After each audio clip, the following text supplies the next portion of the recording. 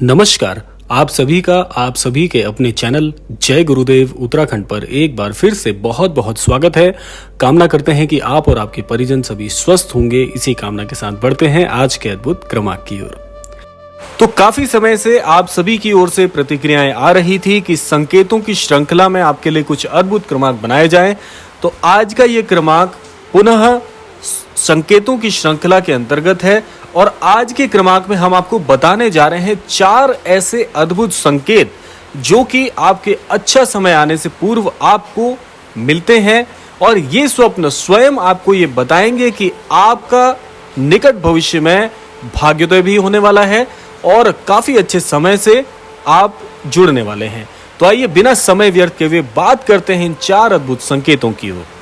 तो संकेतों की श्रृंखला में सबसे महत्वपूर्ण ये भाग है, तो चारों संकेत आप बड़े ध्यान से सुनिएगा। ये चारों संकेत यदि आपको मिलते हैं तो आप बिल्कुल सही हैं कि आपका निकट भविष्य में बहुत अच्छा समय मिलने वाला है। तो आइए बात कर लेते हैं पहले अद्भुत संकेत की ओर, जो कि आपको ये इंगित करता है कि आपका निकट भविष्य में बहुत अच्छा समय आने वाला है। पहले संकेत के अंतर्गत आपको एक बात सुनिश्चित कर लेनी चाहिए कि यदि आप आध्यात्मिक प्रवृत्ति के व्यक्ति हैं या कम पूजा पाठ भी करते हैं, लेकिन पूजा पाठ करते समय यदि आप ये बात काफी समय से अनुभव कर रहे हैं कि जैसे ही आप पूजा आराधना करने बैठते हैं या आरती का गायन करते हैं तो उस दौरान आपका जो मन है, अंतर मन से आपको ऐसा अनुभव होता है कि आपकी आंखें भर आती हैं आंसुओं से। आपको ऐसा लगने लगता है कि जैसे कि आप पूरी तरह से प्रभु को समर्पित होने वाले हैं।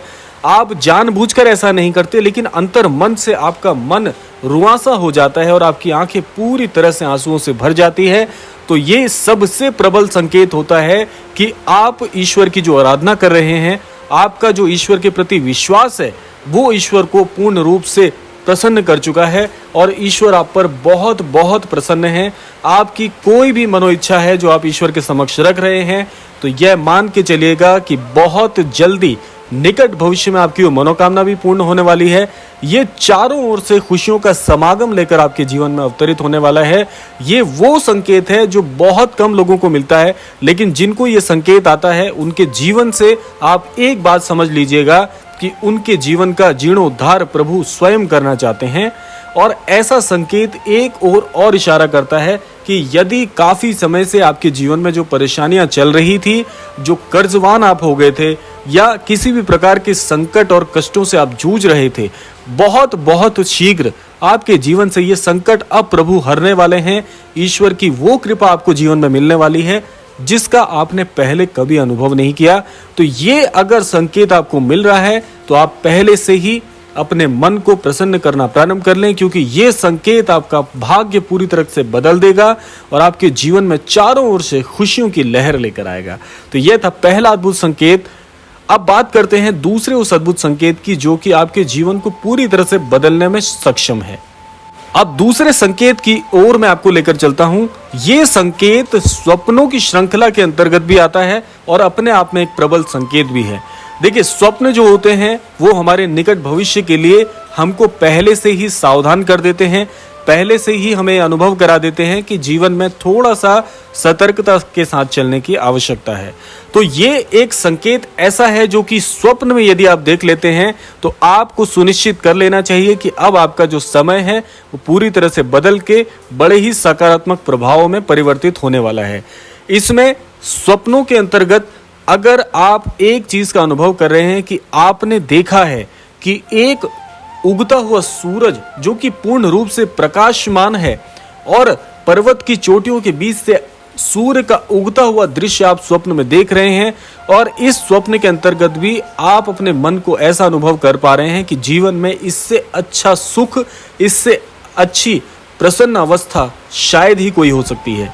फिर से मैं आपको बता दूं, स्वप्न में यदि आप ये देख रहे हैं कि सूर्य का उगना जो कि बहुत प्रकाशमान होकर अवतरित हो रहा है, तो आप ये जान लीजिए कि ये उगता हुआ सूरज कुछ और नहीं बल्कि आपका सोया हुआ भाग्य है, जो कि अभी तक एक अंधेरे में पूर्ण रूप से ढका हुआ था, पूरी तरह से स्वप्न की अवस्था में था, लेकिन अब ये जागृत होने वाला है।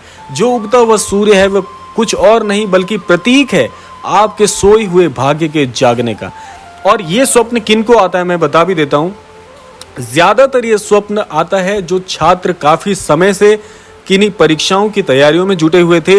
ये स्वप्न उनको आता है जो अपने व्यवसाय में काफी समय से बहुत कष्ट झेल रहे थे, जिनके जीवन में धन का आवागमन तो होता था लेकिन धन रुकता नहीं था। ये स्वप्न उन कन्याओं को आता है जिनका विवाह काफी समय से, विवाह की चर्चा तो हो रही है लेकिन विवाह लटका हुआ है और विवाह में बड़े ही संकट आ रहे थे, विवाह तय नहीं हो पा रहा था। ये संकेत, ये स्वप्न उनको भी आता है जो काफी समय से कर्ज की स्थिति में डूबे हुए थे, भाग्य से और कर्मों से बहुत मेहनत करते हैं लेकिन उनके जीवन में कोई सुधार नहीं हो पा रहा था। और ये स्वप्न उन लोगों को भी आता है जो काफी समय से कोई मनोइच्छा अंतर मन में दबा के बैठे थे लेकिन उसका कोई पार नहीं मिल पा रहा था। तो ये स्वप्न अपने आप में इतना भाग्यशाली है। उगते हुए सूर्य को देखने का आशय यह है, स्वप्न शास्त्र के अंतर्गत भी बताया गया है कि ये स्वप्न पूर्ण तौर पर आपको ईश्वर की तरफ से प्रदान किया जाने वाला वह वरदान है जो आपको ये इस ओर इंगित करता है कि निकट भविष्य में आपका पूरा भाग्य बदलकर अब नई दिशा की ओर मार्गदर्शित होगा। ये स्वप्न यदि आप देख लेते हैं तो एक बात मैं आपको बता दूं कि आपको एक चीज का बहुत बहुत ध्यान रखना है। इस संकेत के अंतर्गत एक सावधानी भी है। यदि आपने उगते हुए सूर्य का स्वप्न तो देख लिया है लेकिन कुछ आदतों में अगर आपने बदलाव नहीं किया तो ये स्वप्न आपका व्यर्थ हो जाएगा। इसीलिए आपको एक सावधानी रखनी है। इस स्वप्न को देखने के पश्चात आपको दो चीजों का त्याग करना है। पहला, अगर आप जीवन में झूठ बोलते हैं तो झूठ बोलने की आदत को पूरी तरह से छोड़ना होगा। कुछ समय के लिए आपको एक बात का ध्यान रखना है कि ये आदत स्वरूप में आप बना लें कि जीवन में झूठ बोलना छोड़ दें, क्योंकि जब आप झूठ बोलते हैं और इस स्वप्न के अंतर्गत ये सोचते हैं कि भाग्य बदल जाएगा तो आपका इस स्वप्न खराब हो जाएगा, क्योंकि इसका आशय जो था, इसके जो मायने थे वो आपने कम कर दिए। इसके अलावा दूसरी सावधानी ये रखनी है कि जीवन में जो आय व्यय का ब्यौरा है वो आपको अपने पास रखना होगा, क्योंकि इस स्वप्न के अंतर्गत आप जहां पर भी निवेश करेंगे, अगर उस निवेश को सावधानी पूर्वक नहीं करते हैं, यूं ही कर देते हैं, तो वो निवेश भी आपका डूब जाने का खतरा उस पर बना रहेगा। तो इसलिए इन दो सावधानियों को करिएगा, दो सतर्कता को बरतिएगा, निश्चित तौर पर आपका भाग्य आपका पूर्ण साथ देगा। निकट भविष्य में आपकी सारी मनोकामनाएं पूरी हो जाएंगी। अब बात करते हैं उस तीसरे संकेत की ओर जो कि आपके भाग्य में आपको मार्गदर्शित करता है। अब जो ये तीसरा संकेत है ये अपने आप में बड़ा ही विशिष्ट है। इस स्वप्न के अंतर्गत ये सृष्टि आपके जीवन में पूर्ण रूप से प्रभाव डालती है। अब देखिए, प्रभाव ये सृष्टि कैसे डालती है। एक बात आपको याद रखनी चाहिए कि हम इस सृष्टि के साथ पूरी तरह से बंधित अवस्था में हैं। हम किसी भी प्रकार से इस सृष्टि से अलग नहीं होते और समय समय पर यह सृष्टि हमें संकेत भेजती है। जो उन संकेतों को सही से उनकी गणना करता है और जीवन में उसके अनुरूप व्यवहार करना सीखता है, ऐसा व्यक्ति जीवन में कभी असफल नहीं होता। लेकिन बात है संकेतों की, तो आप जान लीजिए वह संकेत जो आपके लिए जरूरी है वो संकेत है कि ब्रह्म मुहूर्त में यदि आपकी निद्रा 3 बजे से लेकर 5 बजे तक के इस काल के अंतर्गत खुलती है तो आप ये मान लीजिए, और ऐसा अगर लगातार अनुभव कर रहे हैं, देखिए कभी कभी की बात तो अलग है लेकिन संकेत ये तब माना जाएगा जब लगातार कई दिनों से आपके साथ ऐसा हो रहा है कि 3 बजे से लेकर 5 बजे तक के समय काल के अंतर्गत आपकी नींद स्वतः ही खुल जाती है।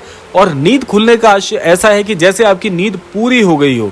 तो ये सृष्टि आपको इस ओर संकेत दे रही है कि ब्रह्म मुहूर्त में आपकी निद्रा तो खुल जाती है, लेकिन यहाँ पर आपको एक छोटा सा उपाय और करना है। जो प्रार्थना, जो मनौती आप ईश्वर के समक्ष कहते हैं, हर व्यक्ति की मनोकामनाएं हर व्यक्ति अलग प्रकार से उसको प्रदर्शित करता है, उसको बताता है। तो जो प्रार्थना आप ईश्वर के समक्ष कहते हैं, इस ब्रह्म मुहूर्त में जब ये सृष्टि आपको जगा देती है, उस दौरान आपको अपनी प्रार्थना को हाथ जोड़कर ईश्वर से प्रार्थना स्वरूप में कहना है।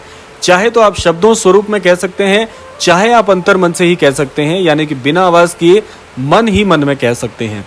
आपकी प्रार्थना यदि इस काल के दौरान आप ईश्वर तक प्रेषित करते हैं, इस ब्रह्मांड तक प्रेषित करते हैं, तो आपकी उस मनोकामना को पूर्ण होने में जितना समय लगना था पहले, उससे कई कम समय आपको लगता है और आपकी वो प्रार्थना जो होती है ईश्वर तक बड़ी ही प्रत्यक्ष स्वरूप में पहुंच जाती है और बहुत जल्दी आपके जीवन में वो आकर्षित होकर आपकी मनौतियों को, आपकी मनोकामनाओं को ईश्वर पूर्ण कर देते हैं।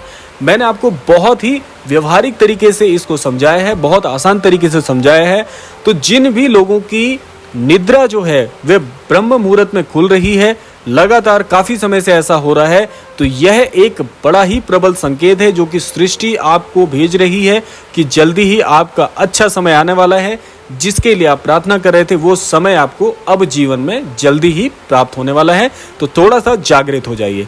अब बात करने जा रहे हैं चौथे सबसे महत्वपूर्ण, इस क्रमांक के सबसे महत्वपूर्ण संकेत की ओर, जो कि साधारण भी है और अपने आप में विशिष्ट भी है। तो आइए जान लेते हैं वो चौथा संकेत कौन सा है।